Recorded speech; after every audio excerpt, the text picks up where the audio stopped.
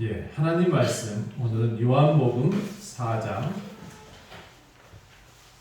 30절부터 34절까지 말씀입니다. 요한복음 4장 30절부터 34절까지 말씀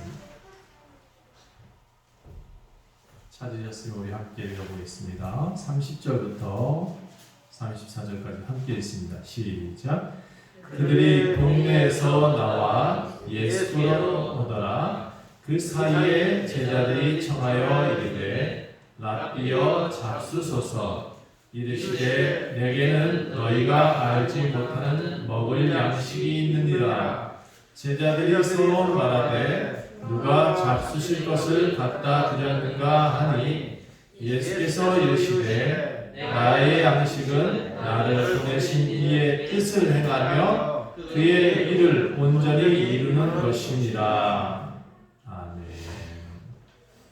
나의 양식이란 제목으로 말씀 전하도록 하겠습니다. 오늘 서론은요, 우리가 예수님을 믿는 이유가 뭐냐라고 먼저 묻고 싶습니다. 여러분은 왜 예수님을 믿으시나요? 또 혹시라도 방송 듣는 사람 중에 왜 여러분 예수님을 안 믿으시나요? 라고 또 물어보고 싶어요. 자, 여러분 왜 예수님을 믿으시나요? 왜 예배의 자리에 나오고 계시나요?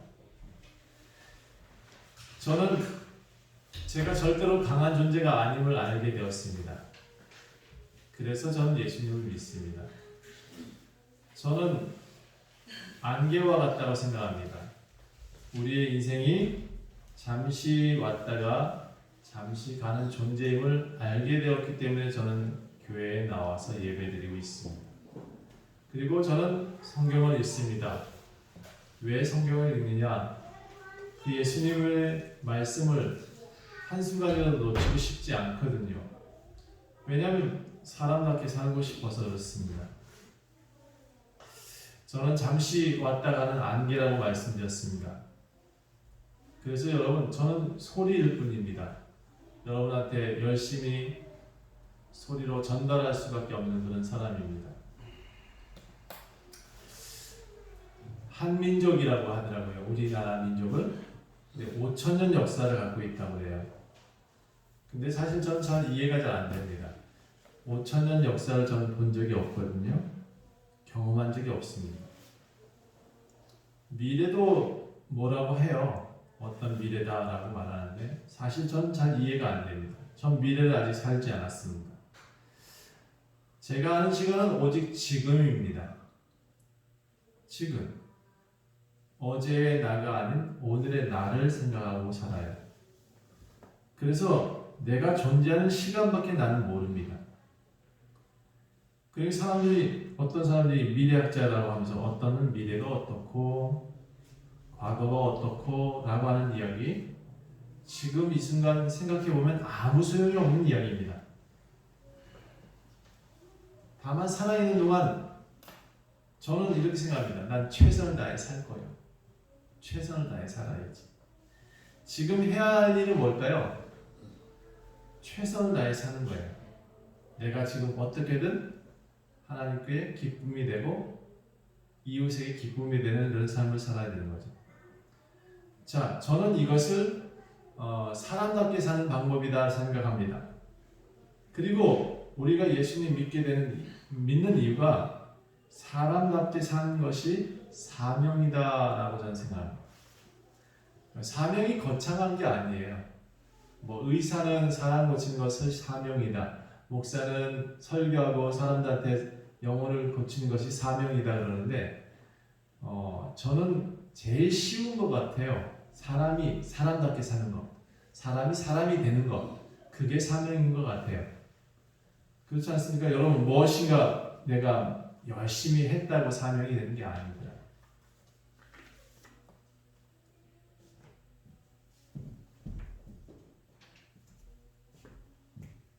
제가 소리에 민감해서 저 샤를 소리가 자꾸 손에 거슬립니다. 사람이 사람답게 사는 것이 가장 큰 사명입니다.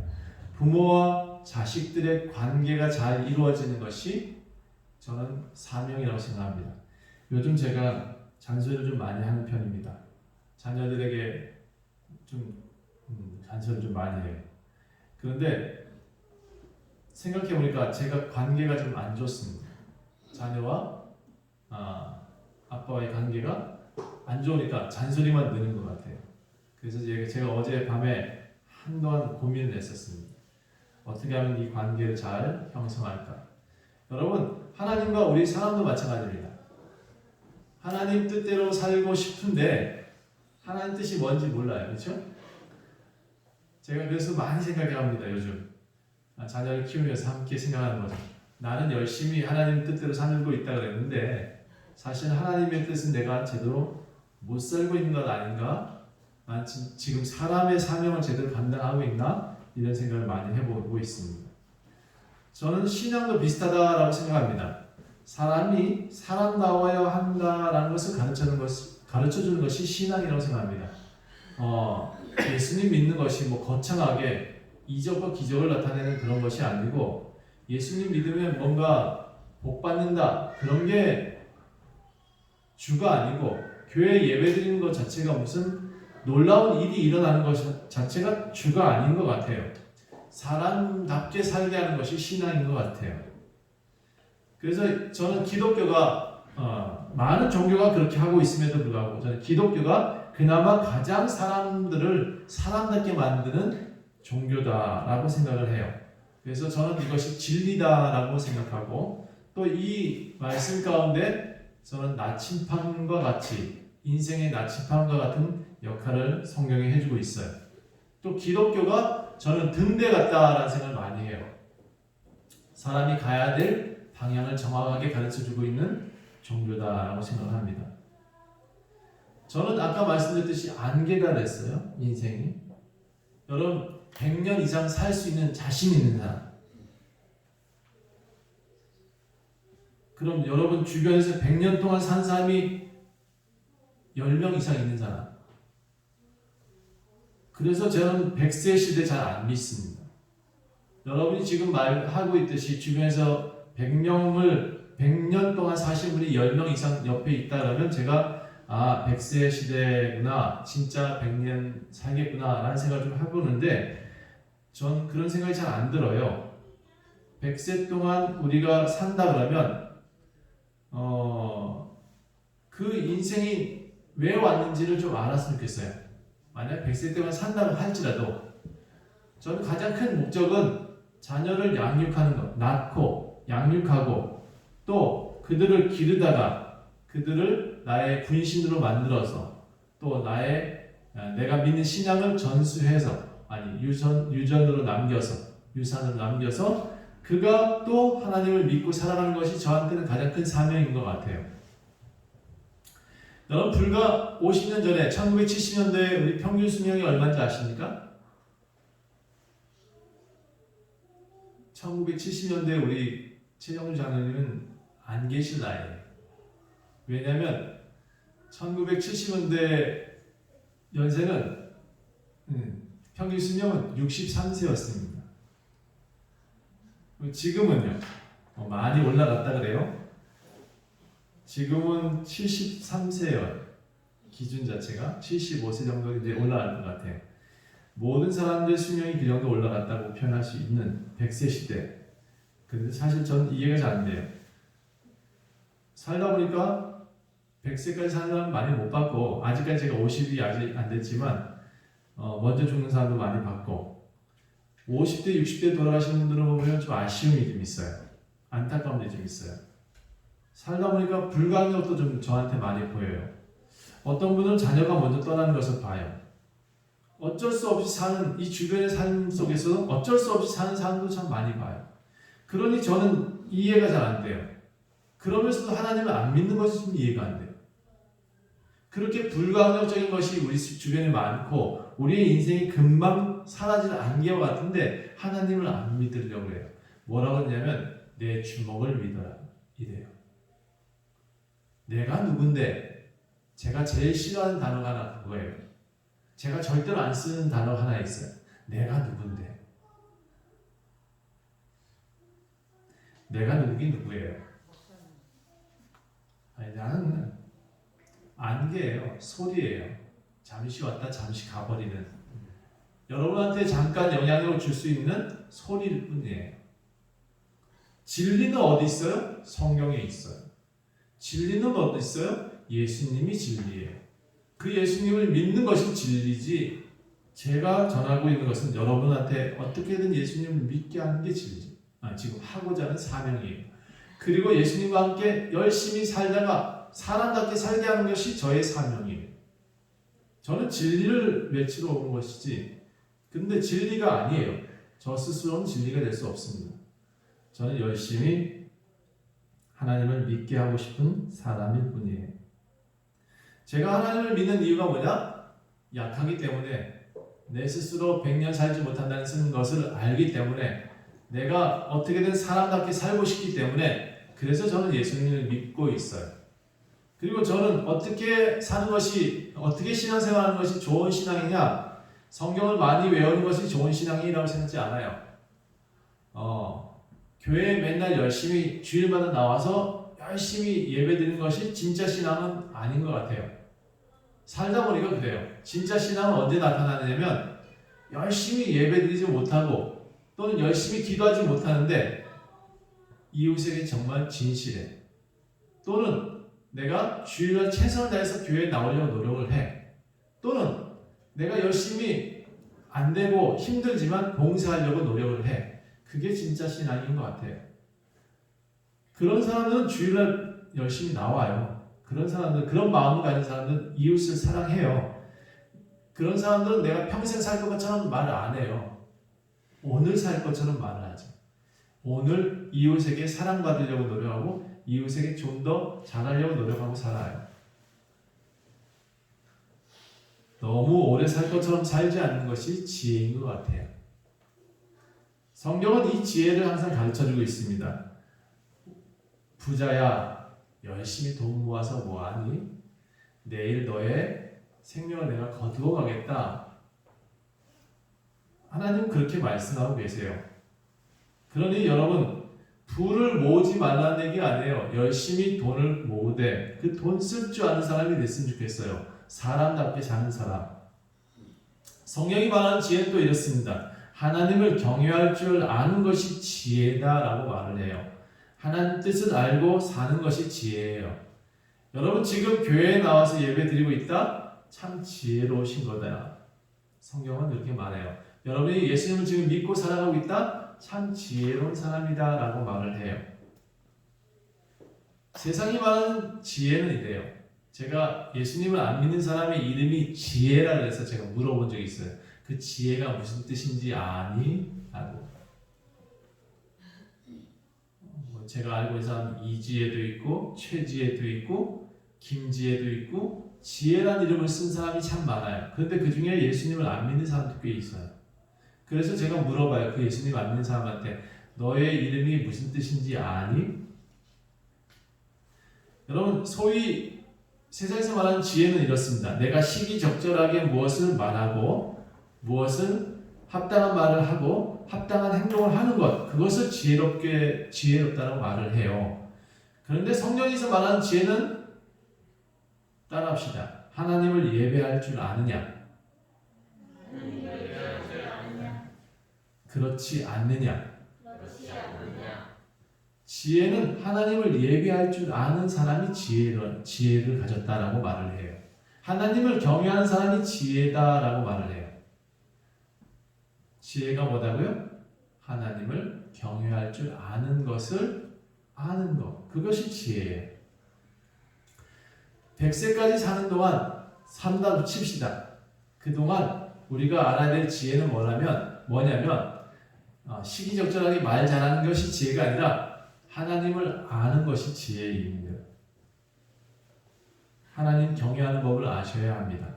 다 잊어버려도 오늘 이거 하나만은 꼭 기억하세요. 하나님을 경외하는 법이 지혜다. 하나님께 예배하는 것이 지혜다. 그래서 지혜라는 이름을 쓴 사람들은 반드시 예수님을 믿어야 돼요. 전국에 있는 지혜예요. 당신들은 그 이름대로 예수님을 경외할 줄 알아야 합니다. 저는 강원도에 살지요. 여러분도 강원도에 살죠 이제? 예, 강원도에 살게 되신 것은 축복입니다. 그런데 이 강원도에 사는 사람들, 강원도에 오명인 동네가 하나 있습니다. 옛날 탕광촌이었는데 지금은 제가 그곳을 지나가기도 싫습니다. 저도 거기서 잠깐 살았었거든요. 태백. 거기 뭐가 있냐면 강원랜드가 있습니다. 강원랜드. 전국에서 도박을 하려는 사람들이 다 와요. 차를 맡겨두고 집문서를 맡겨두고 도박을 하러 와요. 부모도 없고 자식도 없어요. 거기에는 분유값도 팔아먹고 아내 수술비 팔아먹는 사람들이 와요. 그리고 열흘간 안 가요. 밥도 안 먹고 도박을 해요. 밥도 안 먹고 땡겨요. 잭팟이 터지길 기다리면서. 여러분, 그 열심으로 예수님을 믿으면 얼마나 좋을까, 그렇죠? 예수님께 나와서 기도하면 잭팟이 터질 텐데 왜 그걸 못할까, 그렇죠? 여러분, 저는 이 강원랜드가 참 안타까워요. 사람다움을 포기하게 만드는 곳이기 때문에 그래요. 그 반대로 좋은 교회, 기독교의 좋은 교회들은 올바른 신앙을 알게 합니다. 그리고 사람을 사람답게 만듭니다. 그러니까 랜드죠. 교회는 사람을 사람답게 만드는 랜드예요.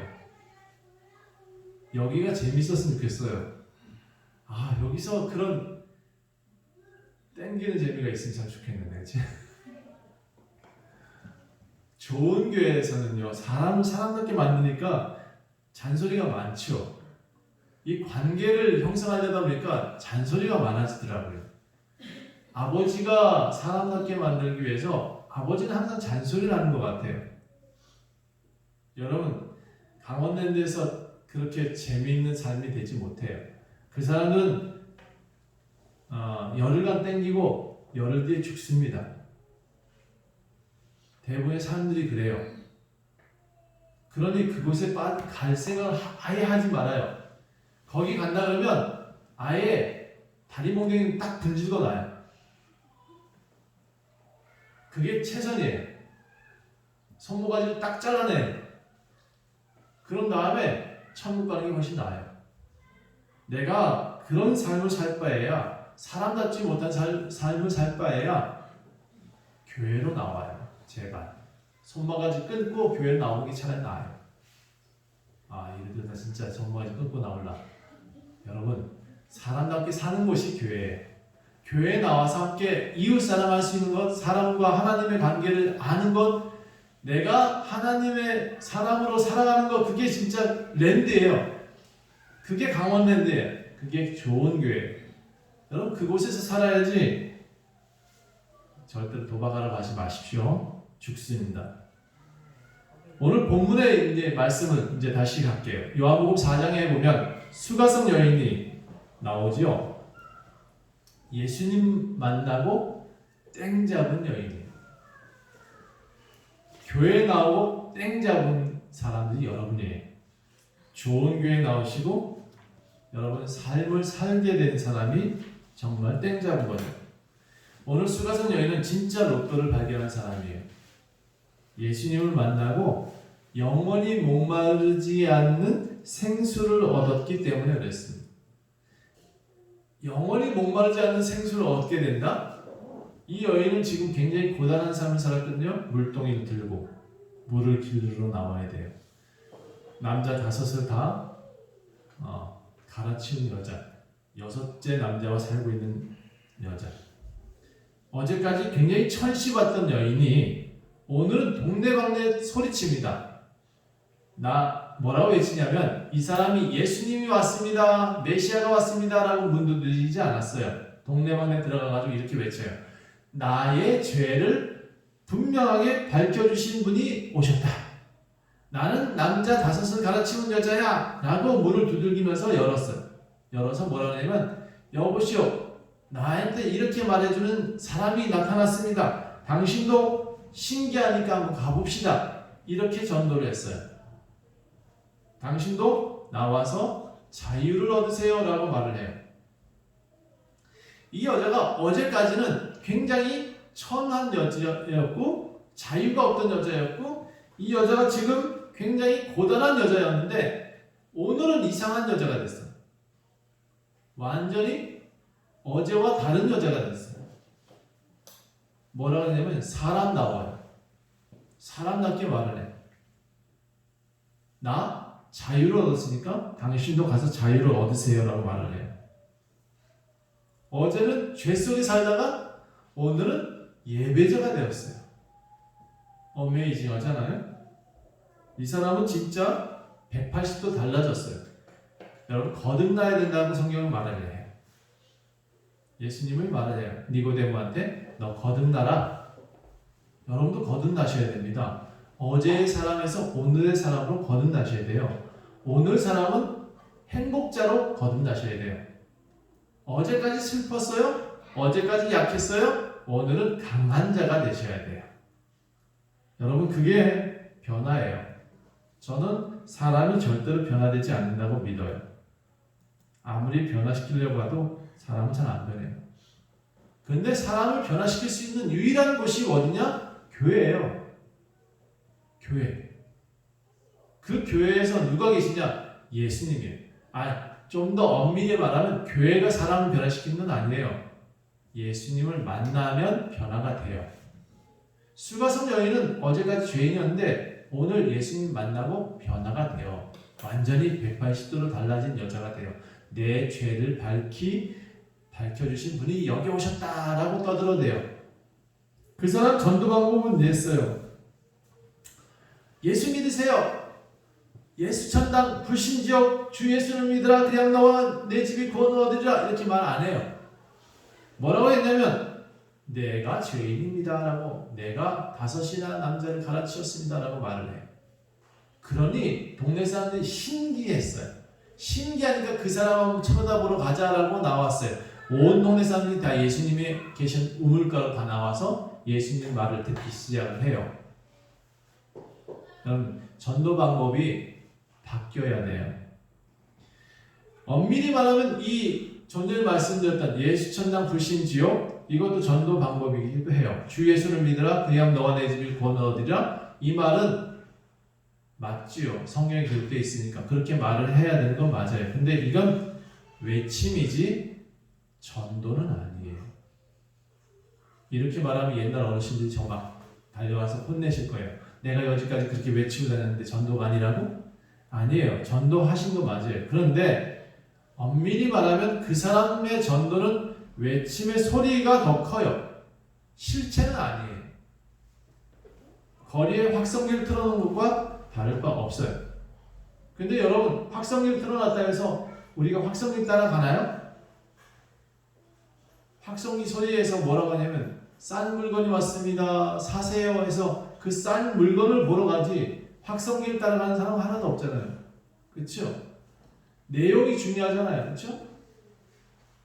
이 얘기는 무슨 얘기냐면 수가성 여인이 전도 방법은 예수 믿으세요가 아니라 동네 방네 돌아다니면서 자기가 죄인이다라고 외치고 떠벌리는 것이 전부였어요. 완전히 다른 전도 방법이잖아요. 그렇죠? 내가 죄인입니다. 나를 죄인이라고 말씀해 주신 분이 나타났습니다. 모두 나와서 그를 만나보세요. 내가 어제까지 도둑놈이래요. 도둑질하는 사람이래요. 막 외쳤어. 지금 이 여자는 완전히 미쳤어요. 동네에 가가지고 다 미친 짓을 하고 다녀요. 그런데 그 사람이 전도하고 있어요. 자기 죄를 지가 떠벌리고 다녀요. 이 여자의 방법은 이랬어요. 예수 믿으세요가 아니라 와보세요. 원주 좋은 교회 와보세요. 당신의 인생이 변합니다. 와보세요. 당신 미래가 밝아질 겁니다. 이 말밖에 안 해. 와보세요. 내 죄가 이렇게 밝게 드러났습니다. 그렇게 심플하고 단순한 전도 방법을 쓰고 있어요. 전도한다는 것은 성경 구절을 전하는 게 아니에요. 현대 교회들이 이제 전도의 방법을 크게 수정해야 된다고 저는 생각합니다. 전도지를 전한 전도지 시대가 끝나가고 있습니다. 아무도 안 받아요. 제가 시험 삼아서 나눠줘 봤더니 하나도 안 받아요. 왜? 코로나 전파했다. 교회가 코로나 전파한 거 아닌데 오해하잖아요, 그렇죠? 전도지 전달해서 사람들이 받는 시대가 아니에요. 이제 교회가 전도 방법을 바꿔야 돼요. 교회로 모여라라고 말하는 것 자체가 이제는 끝났어요. 진짜 교회는 이제부터 진짜 전도를 하게 될 거예요. 어떤 전도를 하게 되냐? 성도들과 목회자들이 직접 삶 속에서 우리 이웃들에게 나타내주고 보여줬을 때 진짜 전도가 돼요. 아까 확성기 틀어놨다고 확성기 따라가지 않는댔죠? 내가 그 말을 듣고 이해가 돼야 가요. 싸다고? 그럼 나 싼 물고 살아나갈래? 라고 이해가 돼야 간다고요. 또 지금 다시 말해서 전도는 어떻게 해야 되냐? 우리의 얼굴 모습을 보고 너 참 이쁘게 생겼다. 너 예수 믿으니까 정말 따라가고 싶어. 이래야 교회에 나온다고요. 이제는 그 사람이 진실하냐 진실하지 않느냐를 세상이 평가하고 있어요. 진짜 전도할 때가 왔어요.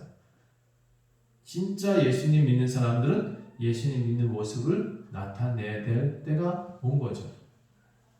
다시 본문으로 가면 4장 27절 한번 보시겠습니다. 제자들이 예수님이 수가성 여인과 대화하는 것을 보고 이상하게 여겼으나 무엇을 구하시는지 어찌하여 그 여인과 말씀하는지 묻는 자가 없었다. 이 유대인들은 사마리아 여인들과 사마리아 사람과 상종을 안 하고 말도 안 해요. 그런데 예수님은 그 여인하고 말을 하고 있거든요. 그래서 이 제자들이 이상히 여겼으나 그런데 예수님이 하는 일은 분명히 이해하고 있었어요. 저 사람을 전도하고 있구나. 예수님의 전도 방법을 보면 그는 그 사마리아 여인은 이해하고 있어요. 그 사마리아 민족을 이해해주고 있어요. 현대 기독교 교회가 이제 전도 방법을 이렇게 바꿔야 돼요. 예수 믿지 않는 사람들한테 당신은 예수 믿지 않으니까 난 너와 상관이 없어 하고 배척할 것이 아니라 그 사람들을 이해하셔야 돼요. 베트남 사람들은 베트남 사람을 이해해줘야 되는 거고 중국 사람은 중국 사람으로 이해를 해줘야 돼요. 그 이해가 없이 우리 교회에 나와는 절대 안 나온다는 거죠.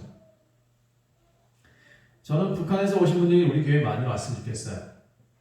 저는 항상 북한에 대해서 많이 빚진 마음이 항상 있어요.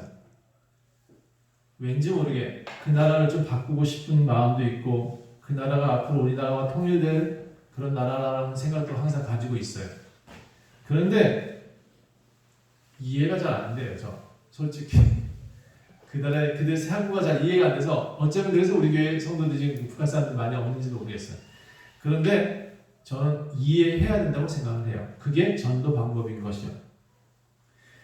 예수님은 이 여인과 대화하는 것을 이렇게 표현해요. 너희는 내가 알지 못하는 양식을 지금 먹고 있다. 제자들이 서로 얼굴을 보며 말을 하기를 누가 예수님께 먹을 양식을 먼저 갖다 줬어? 원래 이 제자들이 동네에 들어가서 양식을 사오기로 했거든요. 그런데 지금 예수님이 지금 수가성 여인과 대화하고 난 다음에 예수님 이제 드세요 라고 말을 해요. 제자들이 그렇게 말했는데 제자들이 그 말 가운데 뭐라고 했냐면 난 지금 밥 먹었다 라고 말을 해요. 이게 무슨 말이야? 누가 밥을 드렸지? 서로 얼굴 쳐다보면서 말을 해요. 근데 예수님이 이렇게 표현해요. 내가 먹었다는 이유는 이거야. 의사가 오전 11시에 수술을 잡아놨어. 근데 오후 5시가 돼서 수술이 끝나. 자, 점심시간이 들어가 있네요. 그렇죠? 그래서 그 사람이 11시에 배를 갈라놓고 12시에 점심 식사하고 와서 수술할까요? 모르지 뭐. 우리 의사가 아니니까. 근데 저는 그렇지 않을 거라고 봐요. 정상적인 의사라면 사람 배 갈라놓고 5시간 걸리는 수술 가운데 밥 먹을 시간까지 포함해서 밥 먹고 와서 수술하는 의사는 없다고 생각하거든요. 몰라, 물어봐야겠어요. 의사들한테 가서. 정상적인 의사라면 그 수술을 마칠 때까지 밥을 안 먹을 것 같아요. 예수님은 지금 수가성 여인과 함께 대화를 해요. 그리고 그 대화 가운데 나 밥 먹었다라고 말을 해요. 이게 무슨 얘기냐면 몇 시간 안 먹어도 죽지 않아요. 제가 목사가 된 이유가 뭐냐면 하나님 뜻을 행하고 사람을 살리는데 초점을 맞추고 살아요. 그래서 저도 가끔 배를 굶어요. 점심시간 잊어버려요.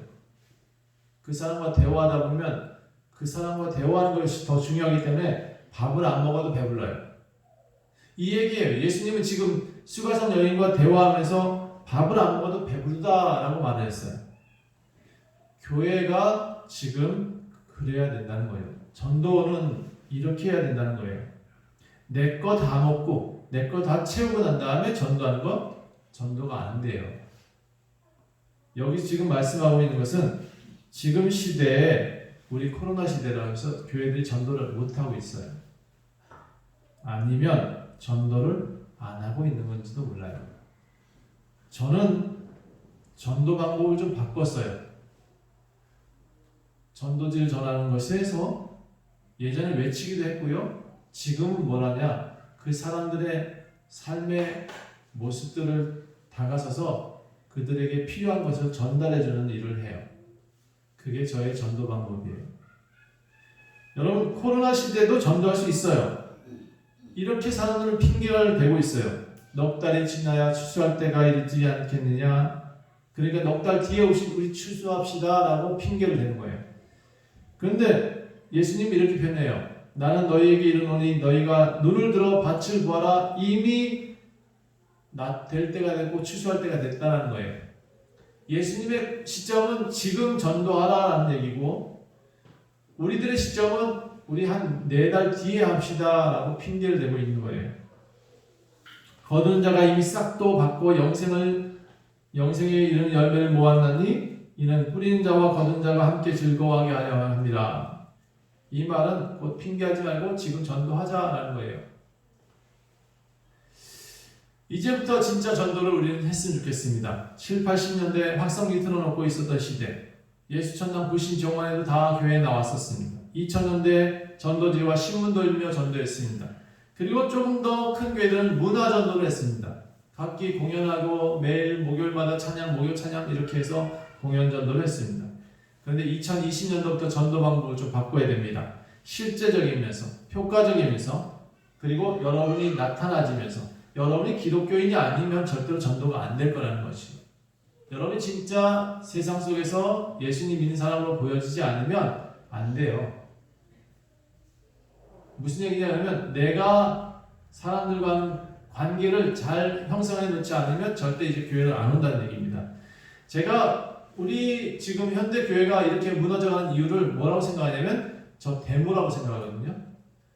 교회 목사님들이 앞장서서 데모하는 것은 사실 맞지 않습니다. 혹시 장로님이 데모하신 것은 찬성. 왜?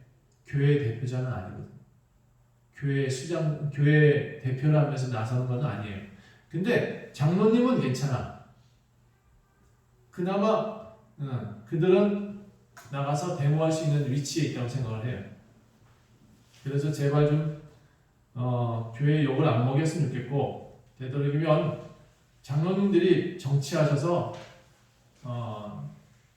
그렇게 사람들 이끌어 가셨으면 좋겠어요.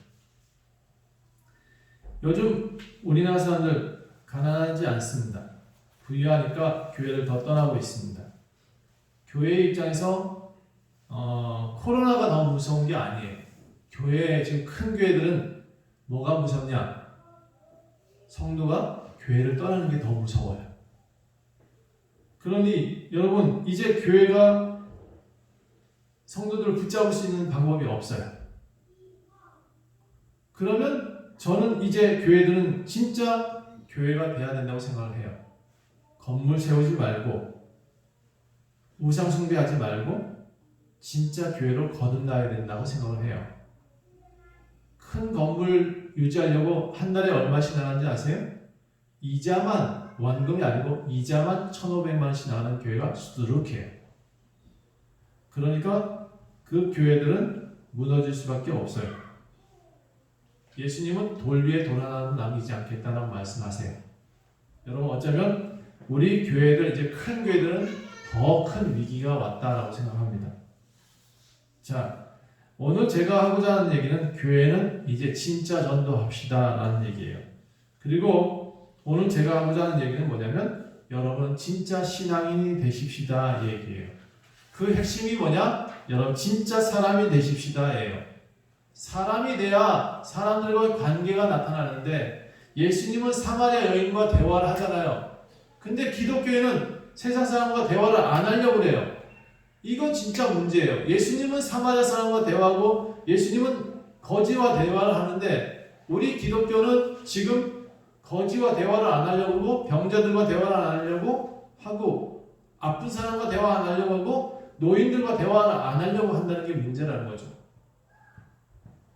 여러분 진짜 사람이 바빠지고 여러분 진짜 양식을 구하는 진짜 생수를 구한 여인이 돼야 돼요. 자기 죄는 드러내고 아니 교회가 자기 허물은 자꾸 감춰요. 내 허물은 자꾸 감추고 남의 허물만 자꾸 캐요. 그러니까 교회가 욕을 먹죠. 저는 여러분이 진짜 전도할 수 있는 시기라고 생각을 해요. 작은 교회 큰 교회 따지지 말고 원주 시내에 전 항상 외쳐요. 우리는 하나의 교회입니다. 원주의 모든 교회가 하나니까 하나처럼 전도하고 하나처럼 신앙생활 합시다. 이 교회가 다 예수 그리스도의 교회입니다. 이 교회들이 다 원주 좋은 교회예요. 저는 항상 그렇게 외쳐요. 저는 큰 교회한테 이렇게 부탁하고 싶어요. 사이즈 작은 교회 목사님들한테 감사 좀 했으면 좋겠다. 왜냐하면 제가 열심히 전도해 놓고 나니까 교회 옮길 때쯤 되면 큰 교회 가더만요. 이사를 가면 꼭 작은 교회를 안 가고 큰 교회를 가요. 여러분 큰 교회에 있다 오셨나요? 잘하신 거예요. 왜냐하면 저는 이렇게 생각해요. 큰 교회에서 좋은 시스템 배웠으면 그거 이제 작은 교회에서 써먹어야 되잖아요. 그렇죠? 오셔서 큰 교회 사람들은 작은 교회 가셔서 장로가 되시고 봉사 팀장이 되어주시고 성가대 지휘해 주셔야 되잖아요. 그게 당연한 순환 원리인데 그게 안 되어지는 게 문제예요. 그러니까 큰 교회를 너무 고수하지 말고 작은 교회 찾아다니시는 신앙인이 되셨으면 좋겠어요. 자, 이거 말하면 큰 교회 목사님들이 좋아하지 않겠죠? 그렇죠? 네. 그런데 건물을 자꾸 고수하면 이제 교회가 무너진다는 얘기는 분명히 인식해야 될 이야기라고 생각합니다. 여러분 오늘 수가성 여인이 자기 죄를 다 드러내면서 예수님을 소개합니다. 여러분 나는 내 허물이 더 많습니다 라고 말할 때 기독교가 더 살아요. 내가 죄인입니다 라고 말할 때 그 사람이 더 빛난다고요. 그래서 교회가 가끔 이렇게 가르치더라고요. 엉뚱하게 내가 죄인이라고 외쳐. 아니요. 여러분은 하나님의 아들이지 죄인은 아니에요.